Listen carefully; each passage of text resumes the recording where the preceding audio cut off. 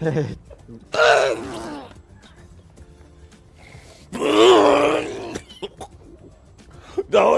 get it away from me. Welcome to Stool of the Seven Kingdoms.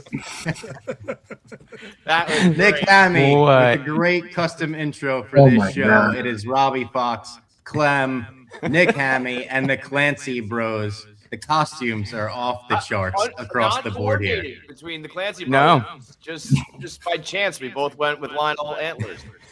Oh my God. Rudolph the Red-Nosed Reindeer than Lionel but And people are asking, where's the costume for me? I would be matching with Clem this week, but the wrong egg costume arrived. What is this?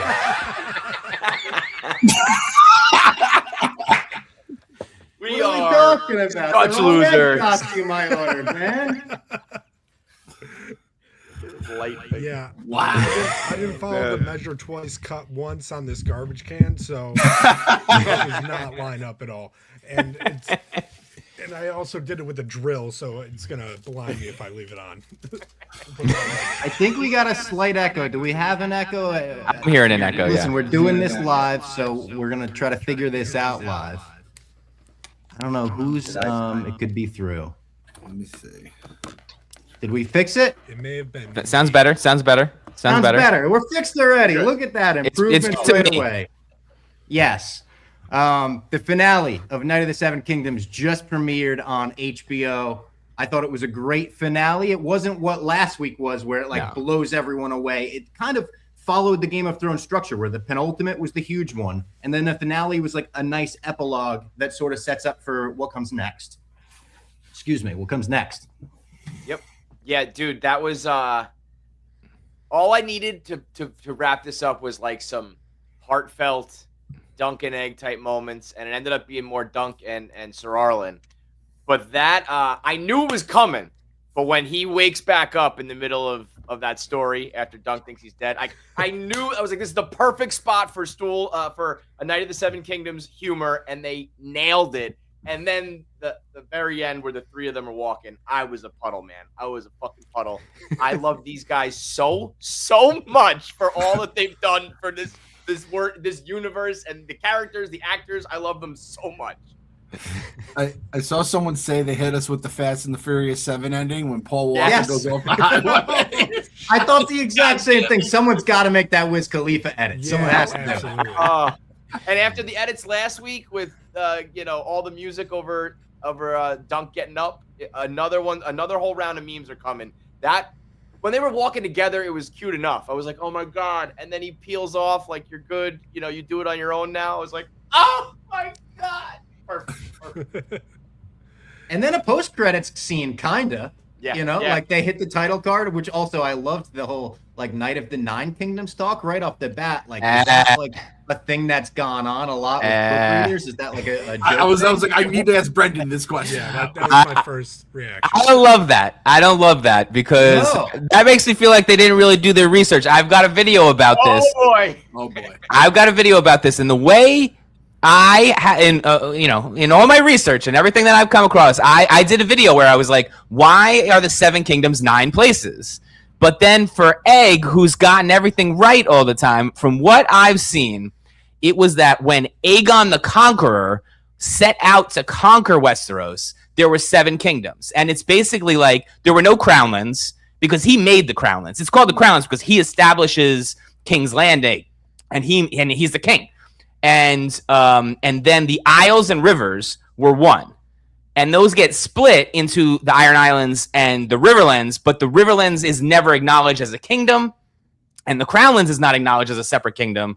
So, Egg, my guy, I respectfully disagree. Do your research, Egg. It's 9 places. It's maybe even considered 10 places because the lands of the Night's Watch, the gift, and Brandon's gift allow me to just nerd out. I'm sorry, I'm going deep here.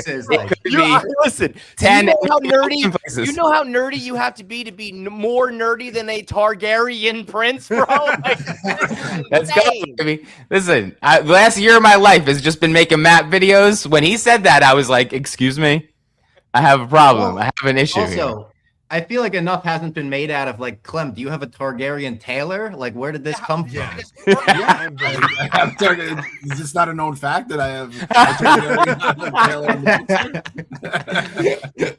The drip is outrageous across the board today. I'm impressed with everybody. This is shit for the finale. Listen, we said they had to earn the costumes, and they earned it big time with the entire season. Also, how about the fact that the episode opened with jazz? That threw me off right off the bat. It's like, oh, we're doing jazz. I thought it was like another app open or something. I was like, what else is playing here? What's playing over this? It didn't seem right. That was great. I just loved Lionel Baratheon. You guys have the antlers on this whole episode. Him kicking back at the end, even him kind of like freaking out on Dunk at the end. He hit a smile that I swear gave me shades of Tim Curry, which is the best of compliments that I could give him. He's been such a great addition, like just that character in general to this whole universe, where I feel like half the time when they're shooting him, they're like, they have to know it's going to be a meme, right? Every time, even him just staring down and like lifting the wine, like that's going to be used all the time. And then I thought from the preview from last week, it seemed like he was going to come off as an asshole during that speech about like, fuck Baylor for like he didn't really risk anything, and then I felt like I was with him on this one. He's like no one was trying to kill that guy. We were all fighting for you. What are we talking about? Like that was totally justified, dude. Like that guy risked nothing. We were the ones who put our life on the line, and you're worried about him. Fuck that. By the way, I love that they snuck in the Tarth reference there, right? Like, you want to go to Tarth and hang out? That was a good little Easter egg. If you know, you know. He Baratheon also was rocking the antler crutch, which you want to talk very cool. That was pretty sweet. Very cool. Yeah, that was aura, as the kids say. That was absolute aura. You know what I was happy about? The post credit scene, because I didn't want to be that guy, but I'm like, dude, they're not letting a member of the royal family just hit the road, bro. You're not just gonna run around. Really? Does that happen? Well, it does in the books. He just goes like that's a change. Yeah, like Maekar just lets him. He's like, good, okay, deal. First of all, the difference between the end of the like last episode, it's like 5 pages. I was like, I don't know what they're gonna do. It's basically the conversation that Dunk has with Egg. It's like the funeral, the conversation, and then they go. So I was like, they had to like. Dunk says yes immediately in the book. He doesn't like have to think about it or anything like that, and then they just go. So I mean, but I hear you. But in the book, they do, yeah. I'm just thinking of like all the times we've had babies and kids kidnapped, and you got to kill the royal. It's a terrible idea. It's a terrible idea. It's just what happens in the book. You're gonna let a prince just like stop tables and shit, while the other houses could just have. Well, whatever. Okay, George, you call it. Whatever George says, I go with. He's like, I need these novellas to go on. It's Dunk and Egg's adventures. We got to have some adventures. He's got to go. But I do, I think it's an interesting change. I don't think it necessarily like ruins everything. I'm sure there will be book readers who absolutely hate it. I'm like, I don't know. It makes a little bit more sense. So let it happen. I was with you, Kev. I was like, that seems kind of weird, and it almost seems like Dunk or Egg did the whole. Mom said I could go to Dad, and then Dad's like, sure, whatever, just get in the fucking car. But at the same point, like these other Targaryens we're talking about, especially like late era, no dragons, incest, crazy Targaryens, like Egg literally drops the knife to kill his brother, and his dad isn't like, were you just going to murder your brother? He doesn't care. He's just like, let me give you. He's not the most their parent in the world. Bro, that was some incredible acting again. Did you notice how Egg's like, you could see his body like drop? Like he puts his hands on his shoulders, and he just like whole body relaxes, and then you hear the knife hit the floor, and it's like the tears hit as he leans into him. It's like, this kid is such a good fucking actor. Even his nonverbal stuff is off the charts. It is an interesting change though, because it's like, will Dunk be perceived as somewhat of an outlaw? Like, is Maekar going to be chasing his son and all the other stories? That's not really a storyline, and like they are changing a few things here and there. And, I think that it could be for the better, because I don't know. They've kind of shown that they just know how to write original stuff, unlike the other one. So, it's this is where the like lower stakes of this show matter, because like if you're starting to stray from things, and it's going to determine who's on the Iron Throne and who rules the realm and all that, you got to kind of like you got to have some canon to stick to. If this is just like a good storyteller and Ira Parker is now going to talk about them on the road and like show how it is, I think they have a blank slate in that regard. If that's the objective. I like the idea of them being chased like throughout the season, that being like kind of like a B story, like a thread, like the Kingsguard after him. Yeah, you gotta go. You gotta go. Like bumbling idiots, like something like Poker Face season 1. You know how like the episodes aren't so connected, but they do have the thread of she's on the run from one particular group or person. I think that could be cool for season 2 and maybe season 3. You could like keep that going throughout the series. Yeah, no, I mean, any like Dunk and Egg kind of have this like buddy cop blank check in my mind where it's like, you want to go see them be badass? You want to see them be funny? Do you want to see them be bumbling around? Like, I'll watch those guys do fucking anything together. And throw Raymond in the mix too. Raymond, oh my God, what an episode for him. What a come up at the end. Him getting a wife right off the bat that's been like, Dunk's just like, nope, never met her before in my life. Don't know. He's got a boy on the way too. Yeah. Yeah. Oh yeah. Good for you, buddy. Good for you. All right. Everybody in Game of Thrones gets pregnant instantly. Yeah. Like it happens instantaneously. That's where I'm like, I don't know. Too, man. I felt it through the screen. Oh, that was a real hug. Real right there. That was like, I think that was like, oh shit, man, I'm a fucking rugby player, and I got through this whole season, man. That felt like a real hug between actors, not even characters. Yeah. A lot of this felt like it was just real chemistry. The whole season just felt like you see all the behind the scenes videos of Dexter and Claffy behind the scenes, and it's like literally they're playing themselves in Westeros. Right. You have to like put them through that filter for sure, and they don't talk like that in real life. But it's kind of just extensions of them. I think we talked about it this season that George said Egg did like the best job since Peter Dinklage in terms of like actually adapting one of his characters from the book, how he saw him in his mind. Mm-hmm. And I mean, oh my God, a super chat. I think that's the first time we've ever gotten a super chat on one of these. $4, $4.99 during time of next book. King's Landing gets COVID. That's not in Dunk and Egg books. We will probably see that instead of flashback. I don't know what that spring really sickness. The spring sickness. A bunch of like literally like a plague. Yeah, it's not really like prevalent in the book. So there is a weird dynamic here. First of all, they didn't hit the end as hard as I thought. Where they're like, we should go to Dorne. I heard they have good puppet shows. Like, I feel like maybe it just seemed a little bit more poignant in the books. But it's like, okay, they're going to go see Tanzel. But it's going to be interesting because they skipped that. They're like out of Dorne. They went to Dorne, but the next book doesn't take place in Dorne, but they reference being in Dorne. But the problem is, like, this kid's going to grow up. So, like, George keeps saying he's only gotten 3 stories written, and he's like, I want to write 9, I want to write 12, and he's even got them named. And he's like, there's one in Winterfell, and there's one in Pennytree. They go back to Pennytree, or they're like around Pennytree. And there's one called the Dornish Adventure that's supposed to be like taking place right after this, but he hasn't written it yet. And they're filming season 2. He gave them the 12 manuscripts. Did he say he gave them 12 manuscripts? Yes. Well, that's the new sort of news. So it's like maybe he's given them all he needs. So maybe he's given them the Dornish Adventure, and that's what season 2 will be, but that's not book 2. So it's interesting to see like which way they'll go from there. We got more money. George... People can't stop giving us money right now. $5 from Dark Sniper. Raymond came out of this disaster better than anyone, got knighted, started his own branch in the Fossaway family, and got married to a total smoke. Honestly, good point from Dark Sniper. Yeah. This was like he was just kind of like a good character. I liked him, but I didn't think anything of him. At the end of this episode, I'm like, oh, he was one of the best. What a lad. He's a good lad. Again, how horse. How much? I know. The horse, what a moment that was. And that was just boys being boys. On a day like today where USA wins the gold medal, there's a lot of not toxic masculinity, like the best masculinity going around. That was just a good cap to the day on that. And just another example of how much they do with so little. Like you said, up until this, it was kind of like, Fossaway, whatever. And then like a 2-minute scene, and you're like, oh, you're indispensable. You're a part of this lore forever now, man. I mean, that episode. Like, your cousin's giving you shit? Come on, bro. Don't let him give you shit. That episode was like 29 minutes. I don't even think we hit 30. Like, and they just boom, boom, boom. Nothing wasted ever in the series.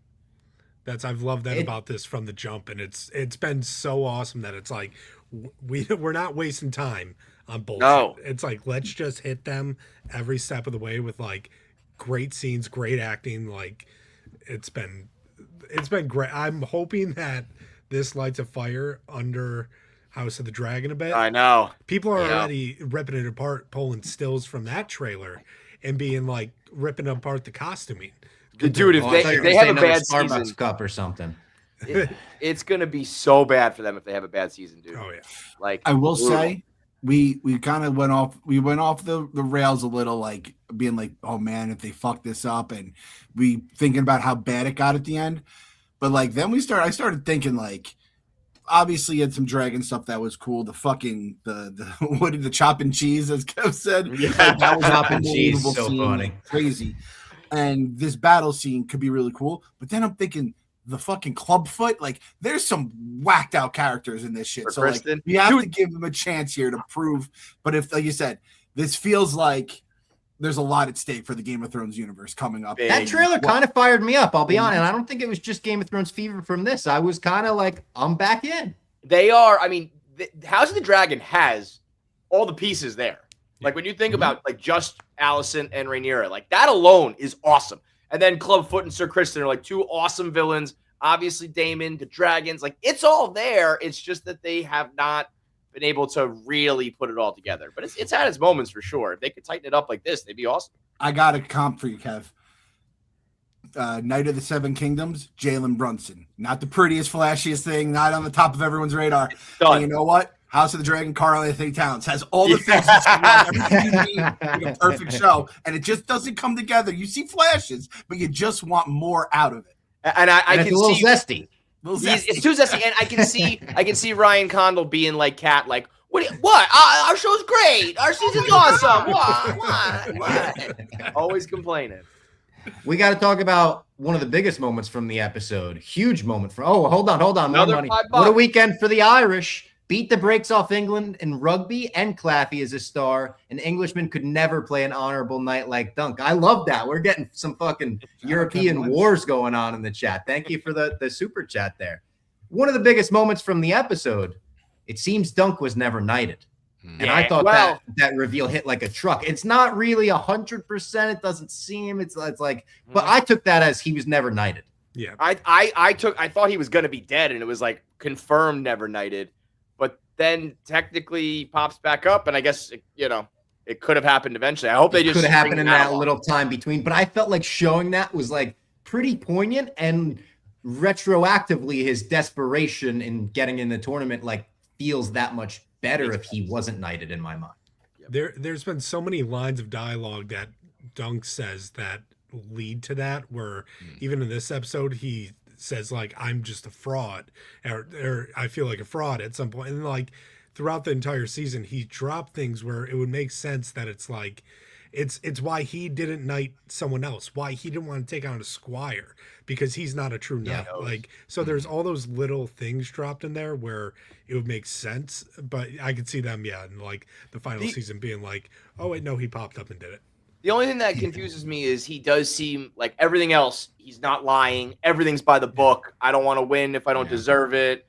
That's a big lie for someone to be like, I'm actually a knight, guys. So I think that's him trying to establish himself that he is like worthy of being a knight, and he kind of like reconciles in his head, like, because he's trying to win the tournament. He had nothing, he didn't think the trial of 7 was going to come up. He was just trying to. I think at one point, at least in the book, maybe he said it in the show, he's like, if I can take down one of the champions, because I don't know if they really explained how the tournament was supposed to work. Like, there's supposed to be 5 champions, and like you come up and you challenge them, and that's like what you did see Arian do. That he comes and he says, come out, time to fight the dragon or whatever. So that's supposed to happen like all throughout, and he was going to challenge somebody, and he feels like if I could be a champion, and then you take the place of the champion, and if I can win once, then like in his head he'll be like, all right, call it a night. I'm a knight, because he does it definitely in the books, and I don't think they had this line in the show. When he finds out that Aegon has been lying to him the whole time, and he was actually the prince, he reconciles in his head. He says, I know what it's like to tell a monstrous lie. So like, but it's always kind of been like they leave a little bit of room, but it's very much been interpreted that he hasn't been knighted, but like they never really outright say it. And now I think in the show, they said it, like, you never knighted me. So, I mean, I think that's the book is closed on that. I don't know. Arlen kind of he did the Draymond Green like freeze mode though. You know, he never actually said no. He kind of just did the freeze mode, finished his story that he was talking about before. He did do the fake freeze on him. It was a rundown fake on the rundown. But like, I almost hope that I think that'd be a funny gag, especially with their little humor element. If they just like sprinkle that in throughout as we go on here, like, is he or is he not? It's kind of like, I don't know. The best TV shows are always like, is he going to get the girl or not? Or like, is it this or is it that? I think leaving it up to interpretation would be a funny move to keep going. But I'm leaning towards you, Rob. Like, I think that if I had to bet, I would say he never was. Our boy Arlen didn't even need a sword to knight someone. We all know what he can do. By the way, we got like maybe my favorite on-screen peeing I've ever seen. Like the way that was like. It was an arch, and it was like he was shooting it, like pushing, you know. It was like a little boy peeing. I was like, this is so ridiculous that there had to be a designer of some sort of piss device, you know, or maybe he just pulled it out and went. I don't know. It looked so real. I would love to know how that was filmed because I was like, that is such realistic, funny peeing. I would love. There's some prop master out there is telling his family like how he rigged up the tube, and they're like, nobody's going to notice this. He's like, somebody's going to notice. I hope that guy gets an Emmy, man. I like some of the little roles in this episode. Like, I really liked Baylor's son at the funeral, like kind of like making Dunk feel bad about it. He had the cool like white streak in the back of his hair. I thought he did a really good job in a small role. I liked later on in the episode, the princess coming up to him being like, it's okay that you ruined my birthday. Like, I understand. I would have done the same thing. Or, you know, she like lets him off the hook for it. I just want you to know I don't blame you for my birthday. As if anyone's thinking about that, girl. So funny, though. Absolutely hysterical. I did like that scene, the guy with the hair, because I didn't even consider that he was going to be considered like the villain for killing the prince. Until that moment, I was like, oh, shit, yeah, you would be a fucking outcast. You do have to hit the road. Everyone's going to be looking at you cross-eyed. And I thought Darren was really good too when he's like asking Peter Claffey to take Egg in, and he's got the fucked up eyes and everything. Like his eyes are all bloodshot from the battle or whatever. I thought that was a really good scene as well. Everyone like that had a really tiny role in this episode played their part really well. I was shocked we didn't get like him reuniting with Tanzel, although I assume that'll come in later seasons. Down the road. Yeah, Darren's reveal, it's just being like, Arian used to be like a nice boy that liked fishing. And it's like, where the fuck did we go wrong? I know there's like the Targaryen madness, like that's always implied and stuff, but it's the idea, I do love, Maker had a few really good lines in where he talks about, like, I'm always going to be blamed. They're always going to say, they're going to whisper about you. They're going to whisper about me. The gods know the truth, but I thought that was great. And you know what else I loved? I loved Egg rubbing the peach fuzz. Back in like that Bugs Bunny meme, almost like, oh Lord, back to the old me. You know, I got my hair and I'm gonna go do my dirt. I love that. I loved Maker even saying when Dunk is kind of saying, I got to take him away from the servants and the this and the castles and the that, and he's like, and the family. Like, say what the elephant in the room is here, buddy. I'm an adult. I know what you're talking about here. I felt like that even lent itself to, the whole Targaryen madness. Like, he's like, dude, it's real. We're here. Like, I get it.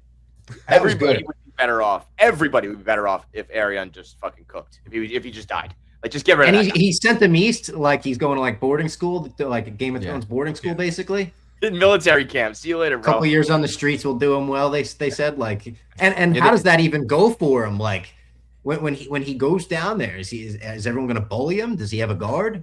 Boys, I don't think that's military school, Brett. I feel like this is like he's getting like a trip to Ibiza out of it. He's just gonna like white collar resort. I'm pretty sure in the book that. I'm pretty sure in the book it's specifically Lys, which is like known almost only for its pleasure houses. Yeah, the pleasure houses. Hell yeah. I don't know. I think he's like, I got to get you out of here because you're just causing too much trouble. Yeah. But it is interesting because.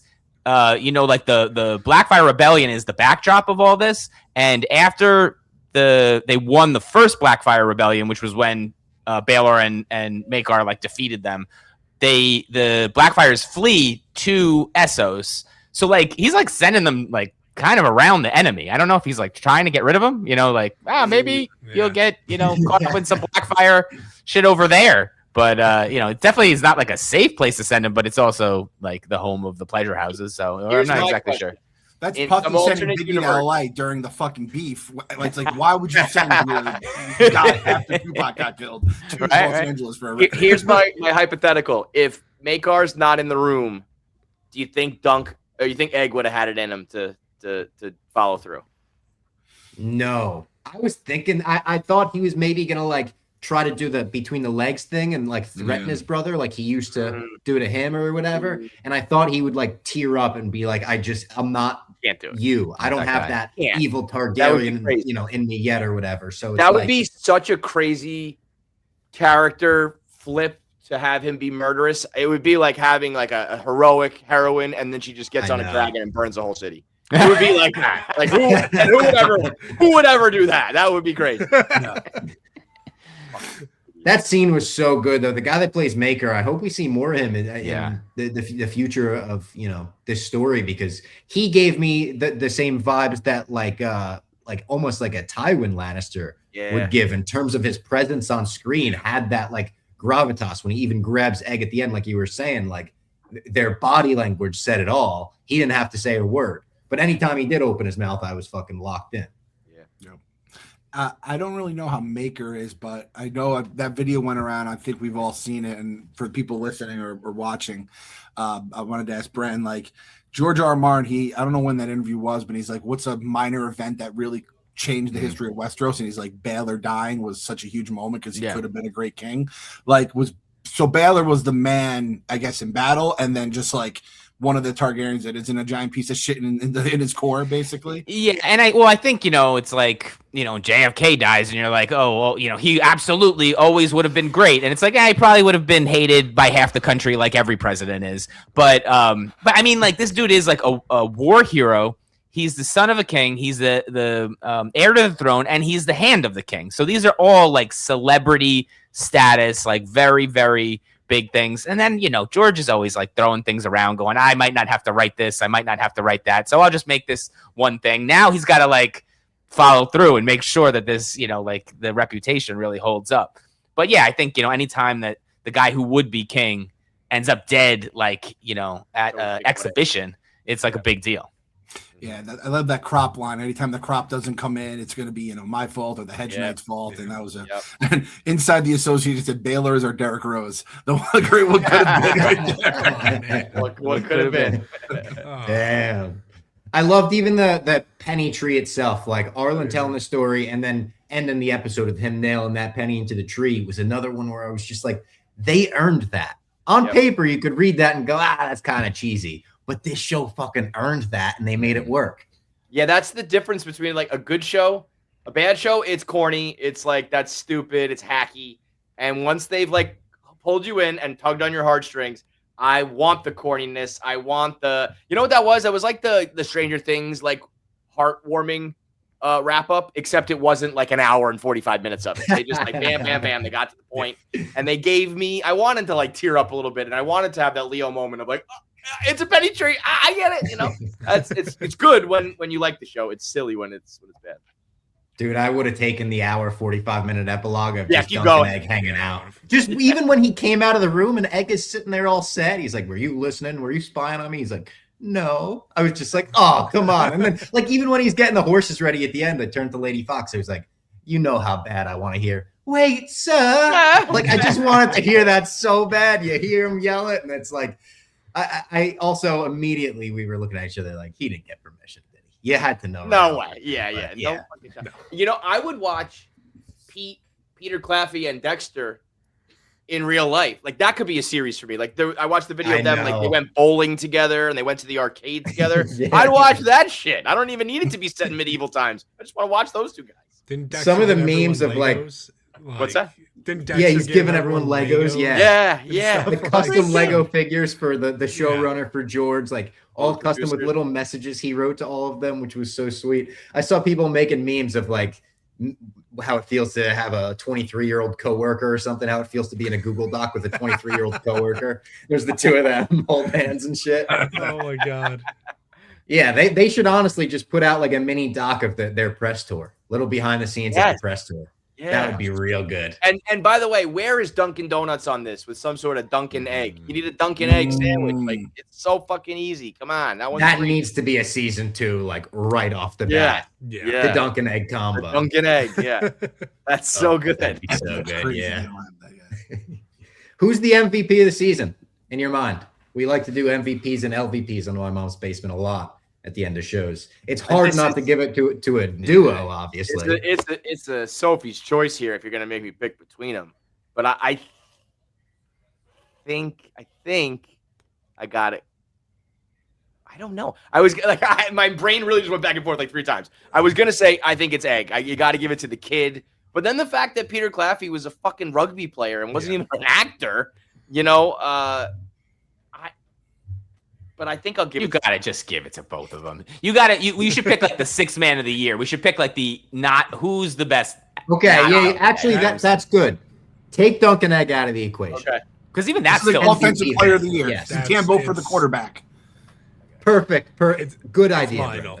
It's got to be Lionel. Lionel had it all. First of all, Lionel like opened up the show. I remember thinking like, oh, this guy's gonna be like the biggest character on the show. It was so much airtime, and he's partying and the antlers, Baratheon.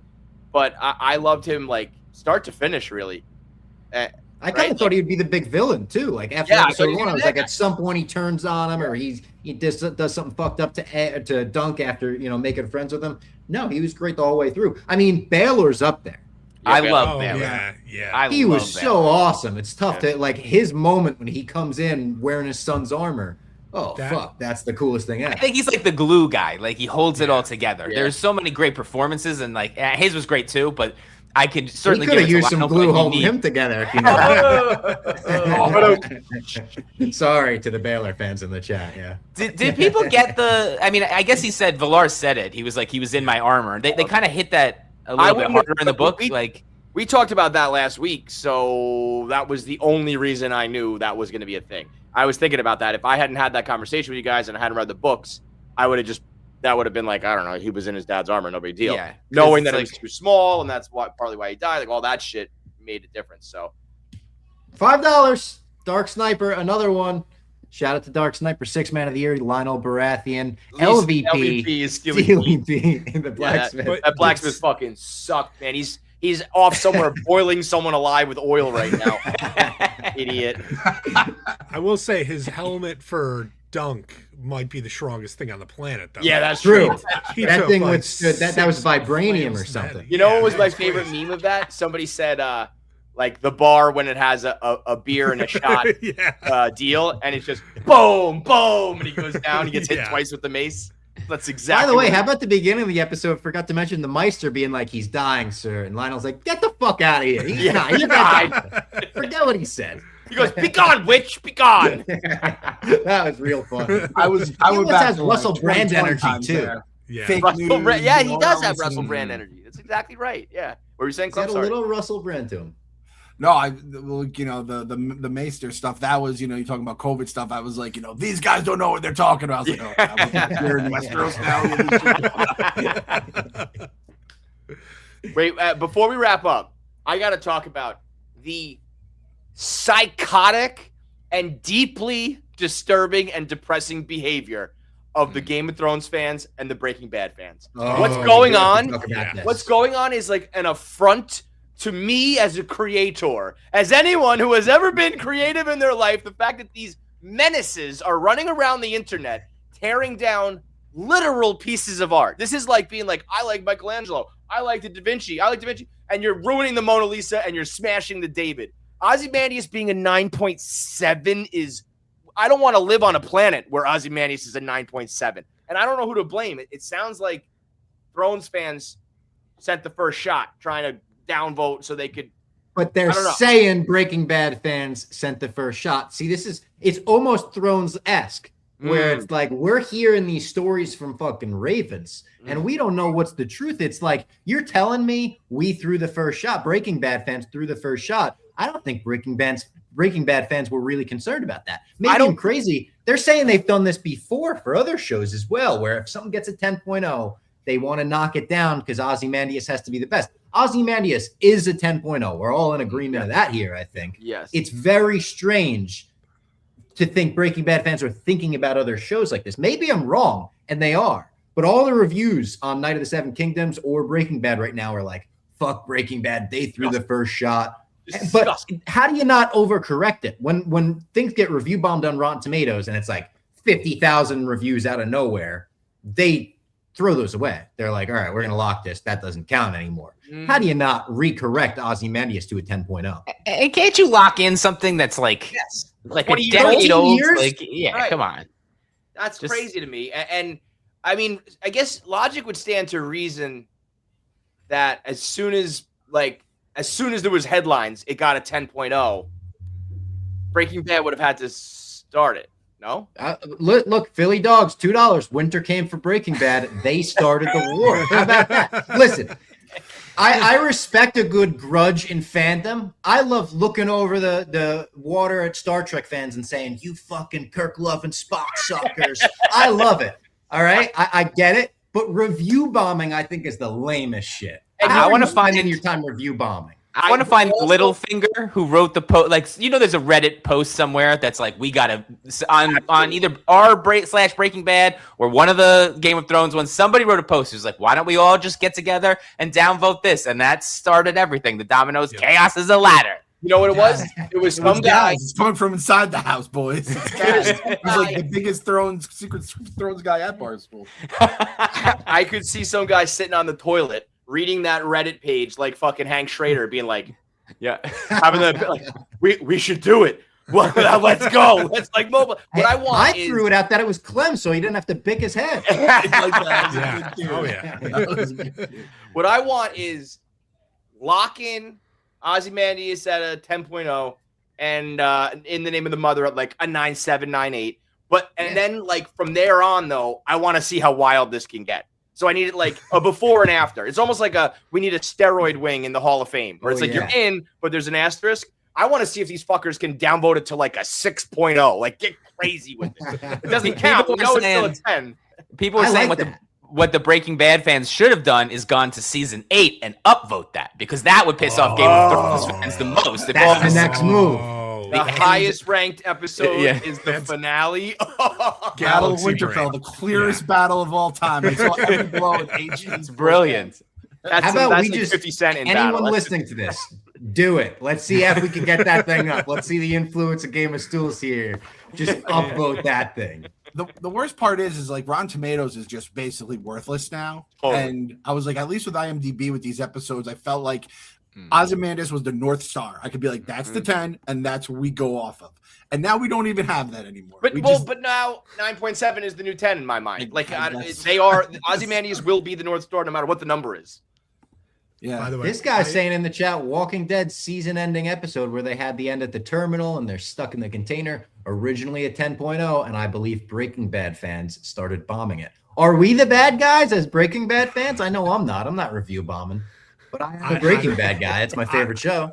I watched Walking Dead. That was a great episode. I don't know if it was a 10. I mean, I know what episode they're talking about. That's not a 10. If Ozymandias is a 10, no way. That's not even the best Walking Dead episode.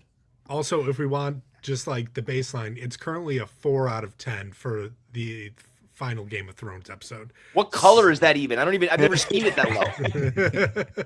Just blood dripping. It's a new I mean, color. if you could even get that to We've a never 5, seen it that would be before. impressive. Right. That would take a Herculean effort. The gods would have to shine upon.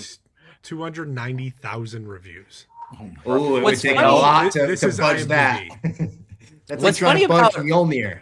What's funny about all the other Game of Thrones episodes that are really highly rated is I think they're all based on like one scene, because there's in every Game of Thrones episode, even like the Battle of the Bastards also has like Arya selling oysters, where you're like, okay, I mean, fine, because this is like hopefully developing somewhere else. Where Night of the Seven Kingdoms, that was like that whole episode cohesive, and that's what like a lot more shows are. They're not usually 10 different points of view. But like that whole episode was so good, and Ozymandias was so good too. But all the highly rated Game of Thrones episodes, it's like, well, I mean, that one storyline that they were focusing on, like, you know, the Red Wedding, It's like obviously that was the main thing, but there was a bunch of other things going on. Like you get like Dany, like when she's doing something with Dario Naharis, and we're like, Robb Stark's about to die. Get back to that. Yeah. There was the one with when Cersei blows up the Sept. I believe the both storylines there were pretty intense. I forgot what was going on. That one, that with the music, man. That's that's like one of the greatest. I think Ozymandias is the greatest episode ever. But like greatest scene, storyline, whatever, that might take the cake. I saw someone say that people review bombing a 13-year-old show is the greatest recession indicator we've ever had. I wonder if someone will take this and edit it into a movie. It happens all the time with like Star Wars projects, whether it be like the Topher Grace, he's trying to cut the prequels into one movie, or like nowadays the Obi-Wan Kenobi show people didn't really like, but some guy recently cut it into a movie that people apparently really like. There wouldn't be much fat to cut with this. You would almost just need to do the Kill Bill thing where they like do a good job editing one scene into the next. But I think this would work as like a really intense movie. And if you cut out like, every episode there's an intro or some of the silly stuff, you would get it down to like, it would be a long movie, but you could get it down to probably like. It'd be one of those Lord of the Rings extended editions, but it'd be sick. Yeah.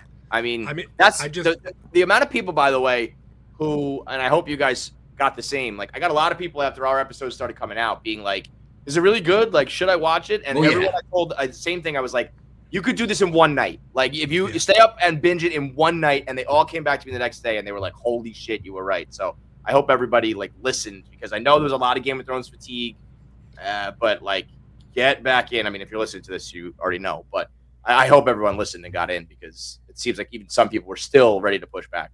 Clem, in the Cersei blows up the Sept, that's also when Arya gets revenge on the Phrase. So that is a dope episode. That's a great I just hear that's when they reveal Jon Snow's mother too. So I mean, yeah. Nothing Is that the goat? Nothing but that might be the goat. That might be. Yeah. That might be a fucking goat. And then everything. she names Tyrion the Hand, and then that's when it ends with all the boats coming toward Westeros, and we're like, it's on. There's no way they're gonna fuck up these last couple seasons.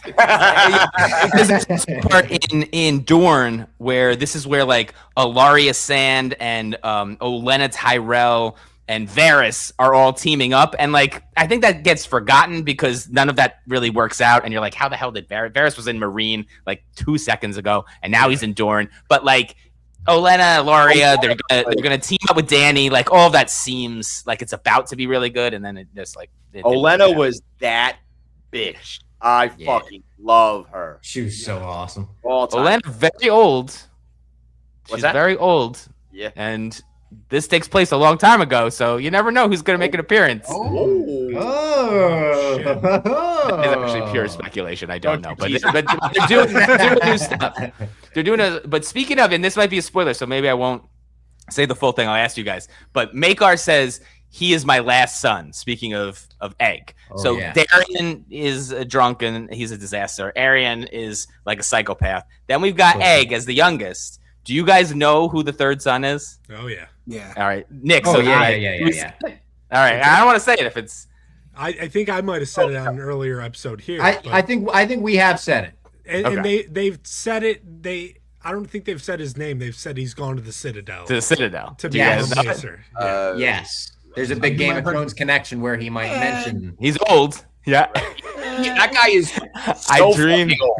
Yeah. How old was that actor? I used to be like, this guy's got to be like 109 on camera right now. He was the Crypt Keeper, man. That looked like his actual death on screen. Like, Yeah. We'll film. We can exactly keep going. Keep rolling. Yeah. Keep rolling. Did he say egg? Yeah. Perfect. And the other super right around it. The other super old guy is Walder Frey. So like, you never know who could like show up in this time period. It's 90 years. They would be super young. They'd be little kids. That would be great though. Just if it's for like a little nod, just like you hear their name or whatever. That would be great. Also, I saw they're letting Claffy keep the long hair for season 2 as well. It looks badass. He does. I see that's in the books, right? He has long hair in the luscious books. Luscious locks. And I don't know if this is just coincidence or our boy Egg is like trying to help his big fella out here. But our girl Tansel the Tall is down in Dorne too, right? Like, go see about a girl down in Dorne. That's Well, that's when he says they have great puppet shows. It's like that's got to be what happens. That was very cute too. I just everything. He's like, I think a great puppet show, sir. Have you seen, by the way, that people are using the "Get Up, Sir" as their iPhone alarm? Yeah. You wake up in the morning, get up, sir, get up. Might be the only thing that can make you hate egg. Yeah. By the way, we got shirts on sale. Go to the Yes, get the shirts. They're fire. Get up shirts. They're awesome. Those are great. This is a shirt that like back in the day we would have like all retired off of this shirt. Merch ain't the same game anymore, but I still appreciate a good shirt like this. I was gonna say, can we make some just like Hedge Knight merch? Like, I just want like a hat that just says Hedge Knight. I like that. Just like plain and simple. Oh, did we just lose Sir Clancy? I think I don't know if he's One trying of to the get Sir shirt on the Clancy's? screen. Did Brendan kill his own brother as a tribute I'm to the heir. I'm the heir to House Clancy. Sorry, buddy, you had to go. I don't know what happened to him there. Was there anything else on the episode itself that we didn't mention? I'm looking at my notes right now. I'm putting my MVP vote on it. This might be the Justin Herbert vote that everyone clowns it for. I was thinking maybe going Raymond, but I don't know if I can give him straight MVP. But man, he made a run there for a minute. I'm gonna go Arlen Pennytree. He like is the fucking. He planted the seed in this dunk that is the tree that has grown and has gotten us here. And honestly, the dude was swinging a hammer. I got to give respect for that. So honestly, that actor like that's a tough role for him as well to like strike the balance between like most of his scenes are goofy and fucking absurd, but he also has some really like important, meaningful scenes. He played drunk very well, which like a lot of actors don't do. And like when he's stumbling in that sword fight, it looked like a bar fight. Like he's just trying to like get an edge on anything. And yeah, I thought he was great at that. I still think, I think Lionel has to be my number one, my MVP on this season. He was just so funny, like top to bottom. LVP, Stefan Fossaway. Like he's a joke to his family now. Like he's like no one's gonna respect him anymore. Like losers of the season, like you do like winners, losers of the draft, like winners, losers of the season, like red apples now. Like that's just green apples are winners. Oh, like, all right. the shield like leaning up against the fence, I also loved. Or not the fence, the like tent that he had there when he's talking about the apples. I'd rather be a green apple. That was great. I even loved in the beginning when Lionel calls him Apple Boy. I thought that was really funny. He's like, "Oh yeah, Apple Boy." Yeah. Pumpkin ass as well. Shout out when he took a bite of the apple, and I was like, "That was the biggest bite I ever seen." But then I realized he was just trying to rip off chunks to give to the horse. But I was like, "Is this guy gonna eat the whole apple?" I thought the same thing, dude. And Arian is the loser of the season. I mean, yeah. Because he was written that way, but like, oh my god, it was the perfect like you love to hate him type heel. Yeah. You know? Yeah, like do people think that like Joffrey was terrible? Like Joffrey was amazing. Yeah, Joffrey's not an LVP. Yeah. I mean, he might be an MVP. Like that guy Arian's wig too. Did you see the video of them putting the wig on? It's like the fucking coolest. It's the best wig I've ever seen. I thought it was his real hair for sure. I thought it was too. I was shocked. Yeah. And one of the comments says Arian low key throwing hands. Like I mean, he was given. Dunk is gigantic, and shout out Derek from the chat. Almost won. I mean, the sword throw still goes down. Like you can't be LVP when you do a successful sword throw in a fight. Bro, you can't be LVP with that mask. Yeah. Even if he was fucking Captain Phasma, it's like, well, you got the chrome armor. Like, like. All right. I think that's all I have. Kevin texted us. His computer did die, and he is north of the wall during this. He also he told me halfway through to turn my mic down. I didn't even know that was something you could do. So apologies if the mic was too loud. We were live. Listen, fuck it. We did it live. And also, before we get out of here, with him here, shout out to Nick Hammy, engaged. Oh, yeah. Thank you, boys. Congrats. Thank you. Congrats. Appreciate it. Back from Rome. Yeah, no, I was off in Italy all last week. So I was like on the train from Florence to Rome trying to watch last week's episode, just freaking out. It was so funny. We were actually like talking. We were like, he's not going to join an hour after he gets engaged, right? Like, we'll wait for him if he wants to join, but I think he'll be in the doghouse. I got engaged the day before. Okay, good. Yeah. We waited to post. We had to like tell our whole family and all that, and like Just had to get all those texts and calls out of the way. But yeah, I thought about it. I definitely did, but I don't think the Wi-Fi at the hotel No, you would can't work. do that. True, You can't do that. Would probably And got in trouble. important question to end this as well. Inside the association, thanks for being here as well. I've seen him in the chat all night. Robbie, will y'all be back for live post show for House of the Dragon? I think the plan is yes. I think this really proved that the interest When is is there it for out? Thrones. It's out Summer? in June. I don't know if an official date is out June. yet, but I looked it up. It is June for sure. So yeah, come back to this channel for I'm definitely some going to more do a House of the Dragon rewatch. coverage. So maybe we could do like a preview, like catch up sort of Oh, thing love that. before it. We have to do because- that. I think that's a must. I think we absolutely all need that. Yeah, because even Clem said watching the trailer, like I felt the same way. You're like, oh wait a minute, what was the last thing we saw with those two? Where do they stand? Are they friends? So we're gonna absolutely need that recap and refresh. Maybe we'll do a rewatch as a gang. We're also getting a new Darren, which is going to get confusing when we're talking. Oh about my the shows. God, Darren and Yeah. and Damon and Aegon and Darren Aemon the and Daring, right? Yeah, Darren the Yeah. Daring. Darren's the one that like we haven't seen, but he has a dragon. He got like a Has blue a dragon or dragon. something like Coming that. from right? Old Town, oh, yeah. he's He's supposed to been be in a crazy Old badass we haven't seen. And Blue then Dragon, I think. Yeah. Yeah. I saw on Twitter someone was Viserion. like the clubfoot was beating off the feet, and I was like, oh fuck, I forgot. Right, right. When that Yeah. followed. So there's a lot of Tarantino. stuff good and bad that I've completely forgotten. I still hold out hope because I'm pretty sure it got screwed up by the writer's strike. And I'm pretty sure they said that Yeah. the battle was supposed to end last season. And I think that would have pulled it all together and saved it. Because remember when Rhaenys died, like that episode was awesome. Everybody was like, this Yeah. show's great. That's like a 9.5 on IMDb. And the rest of it, you're just like, what's going on here? But if it ended strong, I think we would all be pretty pumped. It's what Kevin said. They do have the pieces on the board to make something great. Like the characters themselves are so good. And the actors that play them are really good as well. What are the odds Damon decides to do something? If Damon is still at Harrenhal, just like fucking like looking at that weirwood tree, I'm like, please, I hope they make that pay off. You got to pay that Yeah. off. He's the straw that stirs the drink with this show. Because me and Nick are like defending him every week, and then it gets really hard, and we try not to hope. Yeah. We hope he's just not mentioned because of the stuff he does. I'm just It's- blindly defending the guy, and it got tough at the end there. When he's But having listen. dreams of banging his mom. All that. I'm going to hop right into the foxhole with you guys because I saw him at multiple Oasis shows this summer, and now I'm all in on Damon. I don't care what he does. I've only been in on him because he was Doctor Who and he was awesome. Like Yeah, he yeah, was yeah. so great at that. Like And he's yeah. great in Called Stealing. Check out that movie if you haven't seen Yeah. that. It has a Really little good Mets connection for the Mets fans out there. Yeah, it's a really good movie. It's a lot of fun. I wanted to ask you guys with this one too, Night of the Seven Kingdoms. So they're shooting now, and then they plan to have one next year. Yes. Is that right? Yep. Correct. I And- think they've been shooting for like a month or two. Okay. The And then lack we of don't know dragons- where it can go. Bren, we're off the books Right. now completely, or is there other? No, there's two more books. It's just I don't, I feel like they've done enough different that I think they could completely pivot. If I were George, I'd be like, George, don't write books, just write screenplays. Like if you don't, you can't bang out the books. Like just work with Ira Parker and get a good. So then maybe we could do the Dornish adventure first. But no, the next book is still in the reach at a place called Standfast.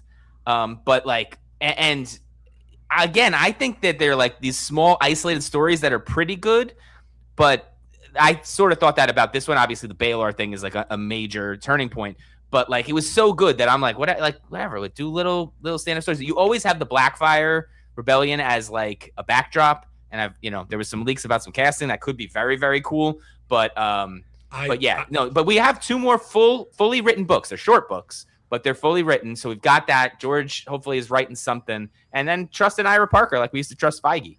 Yeah, true. I thought George that, just announced like a prequel play as well for Aegon, I think, or something like that. And I saw Night quote King. tweets being like, this confirms the theory that George has finished the book and just wants to put it out posthumously or however you say that word. Because he doesn't want to put up with the feedback. That's wild. I'd rather no, die. I- Imagine, oh my God. Imagine he passed away and it was like books We in are store, s- Barnes & Noble tomorrow. We are such a terrible Good fan. episode. This dude is ready to die because he gets so much hate on Twitter. Like, come on, bro. Just put it out. Just drop it. Drop wins. I mean, he has to drop wins and spring. Come on. Yeah, it's crazy. That's not happening. That's not happening. Wait, there's supposed to be 2 more There's books? 2. I thought he was There's on the 2. last one. No. He's got Winds and then a Dream of Spring. Happening. Yeah. Listen, let me give everyone a hard truth out there. It ain't happening. I always thought that A Dream of Spring was supposed to be like an epilogue, but like that's like my own headcanon. Like I'm sure he was like, no, I have a story to write. But it's like, do you, bro? Because it's been like 20 years and you haven't written it. But I think if he has a good showrunner, he could just work with them and they could just knock out shows. I'm waiting for a reboot. I think they should reboot the whole thing. I do. I think they should redo the whole thing. I mean, way come on, too that's soon. happened before. No, it's not. It's way to Give reboot it 10 more years. Give it 10 everyone more years. in their mind, they see Kit Harington, they go, that's Jon Snow. Reboot the whole thing. I would make it animated. The Simpsons has been on for like 35 years. Oh, that'd be cool. You could do it that. animated so that the actors don't get bored with it and they can knock all their lines out all at once. Start at like the Red Wedding and like do the whole thing. Do Lady Stoneheart, do Fagin, do all the like. There's so much that is omitted from the show. It's crazy. That could be cool. Animated, I'm kind of in on. I like that idea better. I do think, like, you're right. 10 years from now, they will 100%. Yeah, 10 years from now, you could do it. Because, like, will they reboot it as Harry a movie? Potter, like, to do a movie series, like to make it different? Harry Potter's a perfect example. Yeah, they're redoing that. But all right, fine. But I mean, and I also think that if you change the genre and you make it animated, it's like more reasonable to do a reboot like that. But like, yeah, it's too early. But like, I mean, they should just do the whole story. I mean, I guess it's tough when this is where the showrunners get a bad rep because it's like they thought the show was going to be written. They thought that George was going to be done, and halfway through, he was just like, "No, I'm not going to do it anymore." And everybody blames them. I mean, everybody blames George too, but it's tough. It's tough to make a show when the script hasn't been completed. yeah. All right, that was a great recap, a very fun recap. We almost doubled the episode length here with our recap. It was a short one. But that was a great season of television. It was a pleasure recapping it. I'm happy everyone tuned in. Obviously, come back in June. We're going to be doing House of the Dragon stuff. We're going to be doing stuff even before that. We'll have Brendan on. We'll do rewatches and stuff. So fun stuff. Shout out to Duncan Egg. And if you don't like that, we'll hunt you down with dogs. Real quick, Robbie, Pup Punk song Friday. Oh, yeah. New Pup Punk song on Friday. Yep. And like my favorite Pup Punk song we've ever put out. It's an absolute banger. Yeah, if you watch Roan.com, you've already gotten a little preview of it, but you haven't heard how good the produced mix sounds. Yeah, it's awesome. And then are you still down for the stream?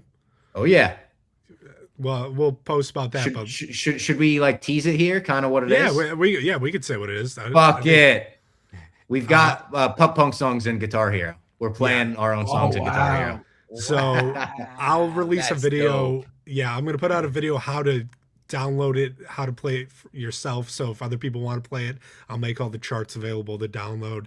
That is so cool, guys. Congrats on that. That is fucking awesome. Yeah, I'm very excited about it. It's going to be fun. Robbie, I do think we have to beat every instrument on every level. Okay, we're gonna give it a friggin' shot. We're gonna see if we can play our own songs. The drums, I'm scared about. I don't think Frankie can make it. The drums are gonna be really hard. Yeah, that I might be there for 2 days. No one else has to stay, but it should be great. But yeah, and for other Throne stuff, hit up Brendan's TikTok and YouTube, Brendan Clancy. I've been crunching all the map shit in the last week. I gotta go defend myself against Egg. I got to go take a shot directly at Egg at 9 Kingdoms. I don't know about that, buddy. I don't know about that. You guys starting beef with Egg. I mean, I like the kid, but I don't know. You're taking shots here. Taking shots at the maps. Somehow you'll be the Clancy that is like taking the shots at like the most beloved person after your brother made an entire career out of taking shots. I'm not usually the one. That's the other guy, but I'll do it this time. All right. We'll talk to you guys later. Thanks for tuning in. Thank you, guys. Take Thank you, easy, Robbie. Everyone. Guys. Later. Take care.